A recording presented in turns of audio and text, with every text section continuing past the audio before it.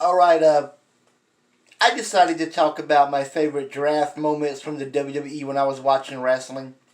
I don't watch wrestling a lot no more, but I know they recently did the WWE draft. You know the WWE draft where they draft superstars to Raw, SmackDown, and back in 2006 when they had that ECW brand. I decided to talk about my favorite moments. My three favorite moments from the draft, which was 2002, 2004, and 2008. 2002 was the first draft they did. That was when Ric Flair was, it was a kayfabe storyline. They call it kayfabe, fake storyline, where Ric Flair was the co-owner of the WWE and Vince McMahon was co-owner. But Vince McMahon really was the full owner. But they did that storyline after the WCW invasion, the Alliance, when they when they lost their match at the Survivor Series back in 2001. They let Ric Flair be the co-owner of the WWE. Him and Vince McMahon were partners, even though it wasn't real, but still, they did the. They decided to split the brand to Raw and SmackDown.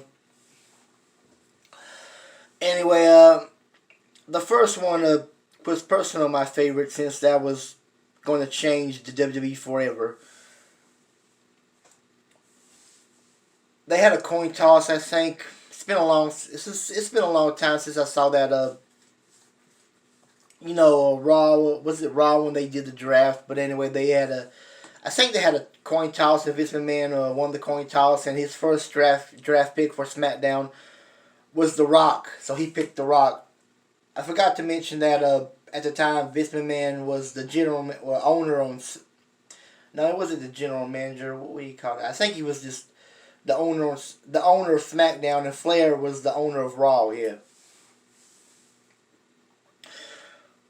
But Vince McMahon, he picked The Rock first, and Ric Flair, he chose The Undertaker.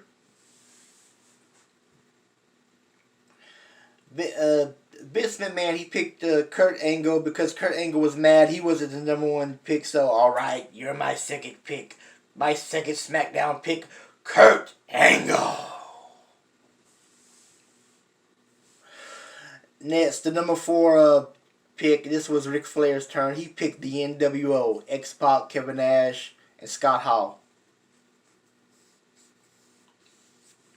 McMahon, he chose Chris Benoit. No, I think Kurt Angle, he whispered to McMahon, you should pick Chris Benoit, and he chose Chris Benoit, but ironically, when Chris Benoit at the time, when he came back, he went to the Raw brand, but he did choose Chris.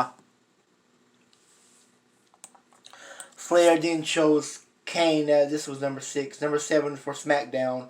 McMahon chose Hulk Hogan. Hulk Hogan at this time went back to his old red and yellow colors. He departed from the NWO.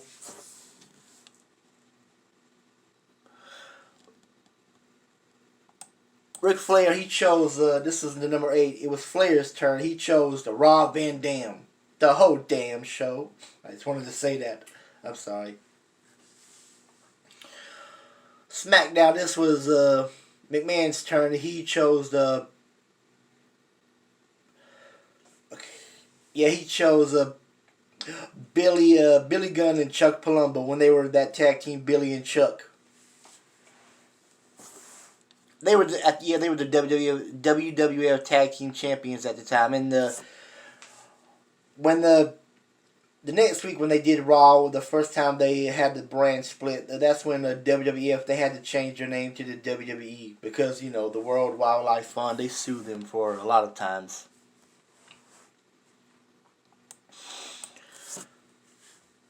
Next, it was the Flair's pick. He chose Booker T. Booker T, I remember he was a heel at the time. He didn't want to be on Flair's side. The look on his face when he got chosen to Raw. Maybe he wanted to go to SmackDown. And then McMahon, he chose Edge.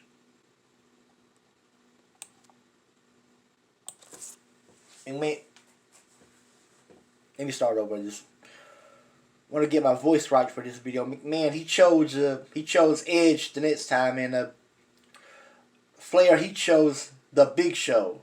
aka the Giant from his WCW days back when he was wrestling WCW. He was the Giant. One time he was Captain Insano, but that's another story.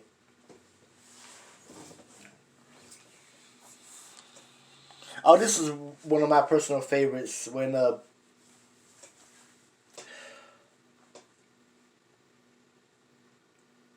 this is one of my personal favorites. When McMahon, no, not McMahon, Flair, he chose Bubba Ray Dudley, thinking the Dudley Boys would be on the same brand, but McMahon decided to choose Devon Dudley. That was the first time that the Dudley Boys got split up, but they always got back together. It didn't matter, but that was just it was hilarious at the time.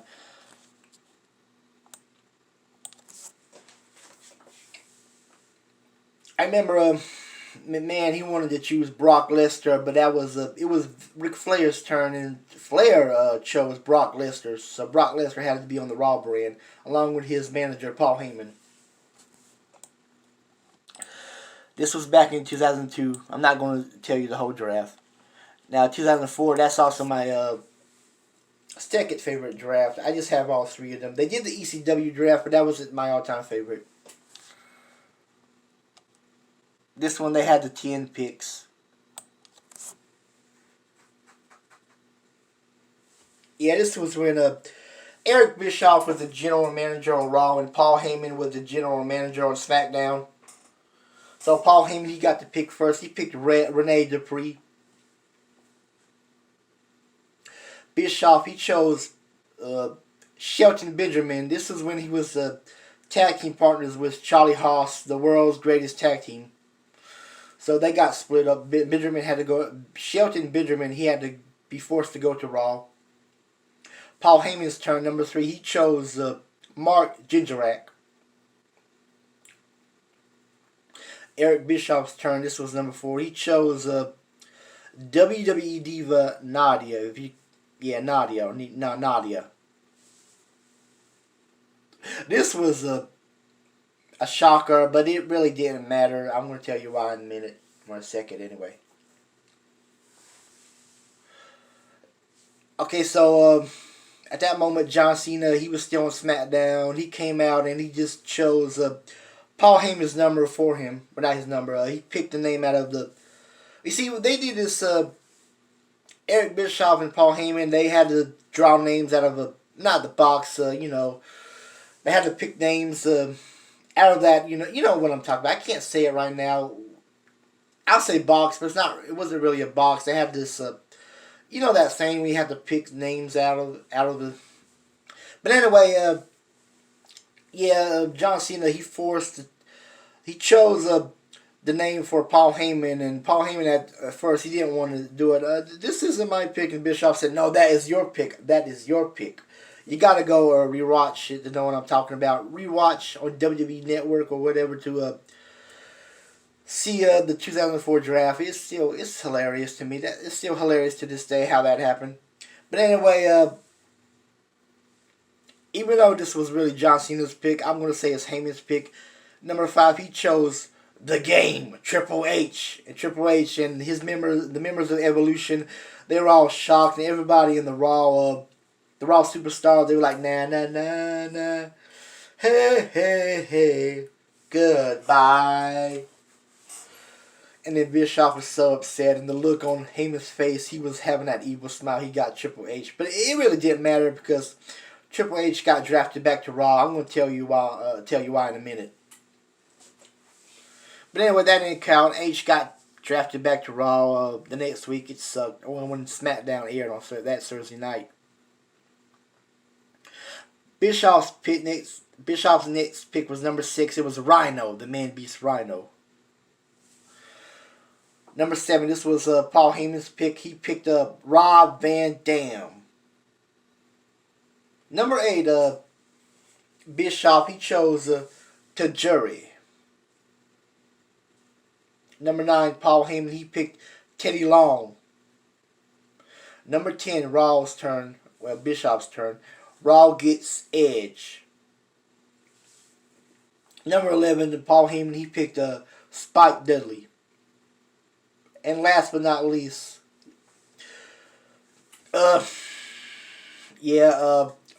Bischoff was the last one to choose, and he chose Paul Heyman. And Paul Heyman was like, I would rather, I forget what he said, but he told Bischoff, I'm not going to work for you. I quit. Then he left, and he was kayfabe. He wasn't going to be the general manager there for long. That was when, at the time, Kurt Angle became the general manager for SmackDown. So that was my second favorite draft pick, but my last draft pick was I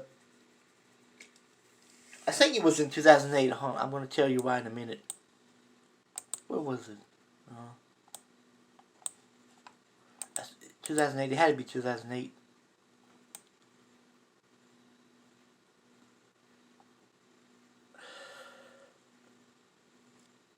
It was the one. It was the one where McMahon was giving his money away. You can win Vince McMahon's money if you call him, and I'm trying to see if that was the draft.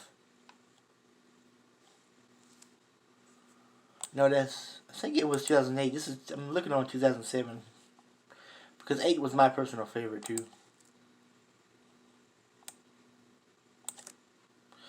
2008, was it 2008?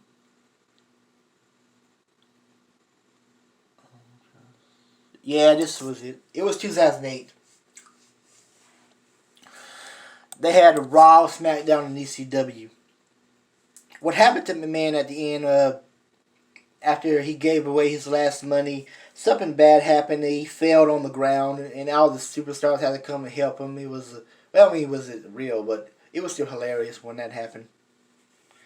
I think the lights failed at first, and then the stadium, he fell off the stadium, and I was laughing. The first one who got picked, this time they had matches, and whoever won, if this person was from SmackDown, he defeated the Raw superstar, the SmackDown will get the draft pick. So Raw won first, and they got Rey Mysterio. I think that was the first time Rey Mysterio has ever been drafted to Raw or has ever been on a Raw show. SmackDown got Jeff Hardy. Raw got CM Punk. He was still the Money in the Bank contract holder. He was from ECW. Yeah, that was when he won the belt from Edge the next week. I remember that. ECW got Matt Hardy. ECW only gets one pick. They're not the special show. I mean, they're not 2 hours, but still, it's sad. They always get one pick. Oh, this was my favorite. This is when they decided to split up the commentators. SmackDown got Jim Ross and Raw got Michael Cole. This is when JR and Jerry the King Lawler they have hosted Raws after all those years. They decided to split them up. So JR and King at the time from 2002 to 2008 they hosted Raw for many, many years. I mean, when I was talking about the brand split, they hosted Raw long before that, but I'm talking about the brand split. I'm sorry. And Raw got Michael Cole. This is when on SmackDown, it was always at first Michael Cole and Taz, but then Taz went back to ECW and Michael Cole got JBL, and JBL got mad at Chris Jericho, so JBL went back to the Raw brand. Oh no, he just wanted to go to the Raw brand to have the feud, and I think the coach, Jonathan Coachman, replaced JBL, and Mick Foley replaced him. But Michael Cole got drafted, so he had to work with Jerry the King Lawler. After that, Raw got Batista, and he was feuding with Edge. Edge saw they were about to have a match at the Night of Champions, but Edge saw when Batista got drafted, he wasn't going to get a shot at his belt. But no, he still got a shot anyway. Vince McMahon told Vicky Guerrero and Edge, I don't think they were a married couple at the time. On screen, they were boyfriend and girlfriend. But Edge had to defend his belt anyway. And then SmackDown got Umaga. The late Eddie Fatu, may he rest in peace. Raw got Kane. And the look on JBL's face when Kane showed up. I don't think he had a feud with JBL, but JBL was still scared of Kane because he's the big red machine. SmackDown got Mr. Kennedy. And last but not least, SmackDown got Triple H. So that's it. That's just three of my favorite WWE drafts they ever did. They did 2006 and 2005. 2005 was okay, but it wasn't my personal favorite. And I didn't watch the draft from, was it last night or last week? Because, I don't really watch wrestling much anymore. I used to watch wrestling so much back in the day. But I just wanted to talk about my favorite WWE drafts. It was 2004, 2002, and 2008. So, yeah, those are my top favorite three drafts when the WWE ever did a draft pick. Those are my top three draft picks. Anyway, I'm out.